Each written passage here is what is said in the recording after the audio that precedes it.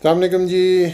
मैं हूं आसिम अमीन और आप देख रहे हैं मेरा डिजिटल टेलीविज़न लाहौर 24 न्यूज़।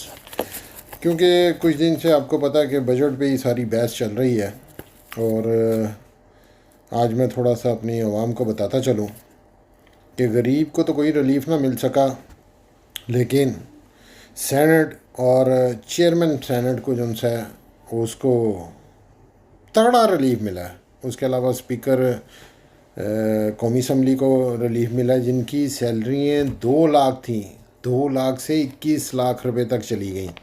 तो मैं समझता हूँ कि बहुत बड़ा रिलीफ है। उनको शुक्र अदा करना चाहिए कि उनको इतना बड़ा रिलीफ मिला है। उनके लिए तो बादशाह ये मुल्क जो है वो सोने की चिड़िया है। ऐसे लोगों की सिर्फ बादशाही है। जैसे हमने कल के प्रोग्राम में कहा था कि वज़ीर आज़म हाउस के बागों के लिए करोड़ों रुपया, उनकी गाड़ियों के लिए करोड़ों रुपया, लेकिन गरीब के लिए कुछ ना। आप देखें कि गरीब की तनख्वाह बढ़ाई है 37,000 रुपया, और 37,000 रुपये में एक फैमिली जिसके 2-3 बच्चे हों वो कैसे खाएंगे, कैसे पिएंगे, क्या मैनेज करेंगे। ये वज़ीर ख़जाना है, इन लोगों का भी तो बजट बना के दे दे। तो ये आज का मेरा मैसेज था।